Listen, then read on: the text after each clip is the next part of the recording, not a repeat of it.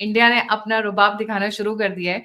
आप अपने आप को सुपर पावर कहते होगे, अपने आप को पुलिस कहते होगे पूरी दुनिया की, बट ऐसा नहीं है कि आप हर किसी को अपनी चाबुक की नोक पर रखो।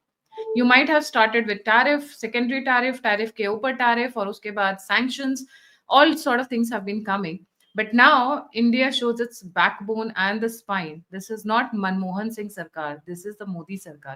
ये भारत का पहला सैंक्शन रिस्पॉन्स है कि for this sanction Bharat is refusing to resume services for जो भारत की पोस्टल सर्विसेज रिज्यूम कर रहे हैं। इससे क्या अमेरिका को क्या नुकसान होगा?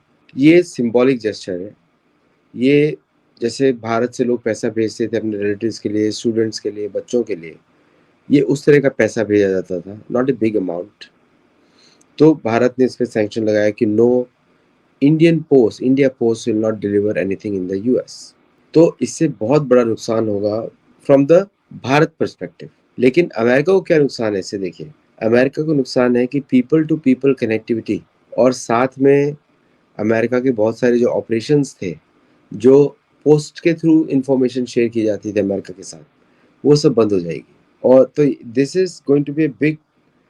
भारत ने क्या किया कि अगर आपको इतना इंडियन अमेरिकन पसंद नहीं है, इंडिया इतना पसंद नहीं है, तो why you want to interact with India? दूसरा, एयर इंडिया का फ्लाइट्स कैंसिल किया डीसी के लिए। तो this is a second step they took. उन्होंने बोला कि फॉर फाइनेंशियल रिस्ट्रक्चरिंग ऐसे करके किया। So that means people to people ties में भी थोड़ा उन्होंने they try to slow down. ये सिंबॉलिक जेस्चर्स है, अभी भी बड़े जेस्चर्स नहीं है, क्योंकि बड़े बड़े जेस्चर्स से तो भारत ने बात ही नहीं किया है। वस्त्रों अकाउंट खुलवा देना, मतलब डीडॉलराइजेशन की स्पीड को डबल कर देना, वो तो भारत ने बात ही नहीं किया है। मीन्स कि what they have not declared, they have done it in a much bigger scale. तो शायद भारत अमेरिकन को समझ में नहीं आया क्या हो गया एक्चुअली। लेकिन for these small things this is a slap on the face for Donald Trump और उसके एडमिनिस्ट्रेशन। और ये बिगिनिंग है। प्लस तीसरा, साफरान का डिसीजन। साफरान का decision was a game changer, क्योंकि G414 now can be replaced. Bharat doesn't need G414। थोड़ा सा उसका इंजन डायमेंशन से भारत को देखना पड़ेगा, but Bharat doesn't need that. तो वो डिस्कशन ऑलरेडी हैव स्टार्टेड।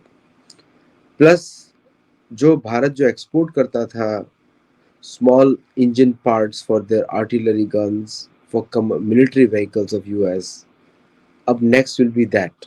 तो जो जो अमेरिका ने एक्सक्लूड किया, भारत उसको इंक्लूड कर रहा है। सी, अमेरिका ने एक्सक्लूड किया आईटी सर्विसेज, अमेरिका ने एक्सक्लूड किया आपका एजुकेशन सर्विसेज, अमेरिका ने एक्सक्लूड किया फार्मास्यूटिकल्स, भारत ने इसको इंक्लूड करना शुरू कर दिया है सैंक्शंस में। क्लासिकल चेस मूव, ऐसा मैं भी करता।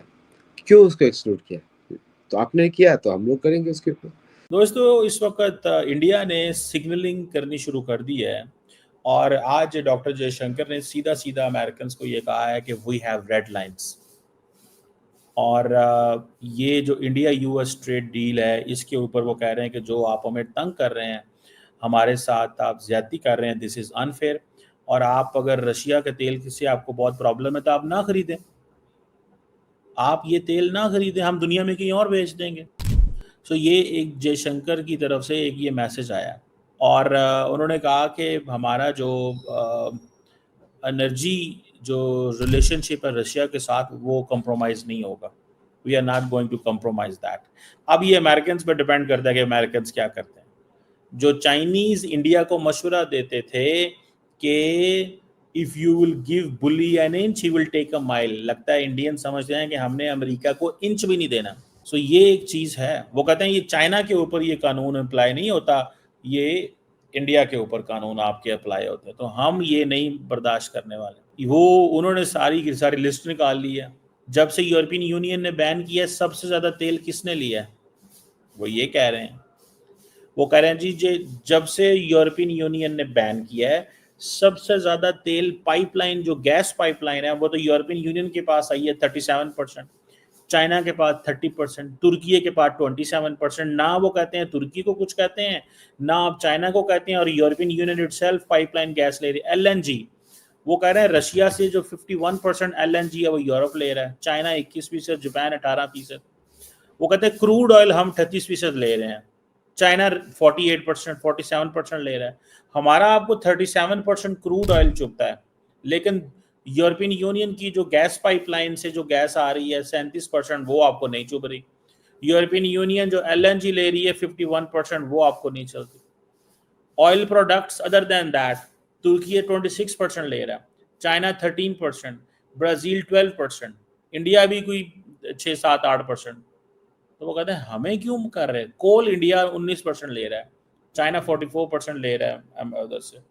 सो द क्वेश्चन इज कि ये जो बैन है यूरोपियन यूनियन के और अमेरिका के, वो कहते हैं इसमें हम तो कोई ज्यादा नहीं है। अब इंडिया का जो आर्गूमेंट है वो क्या है?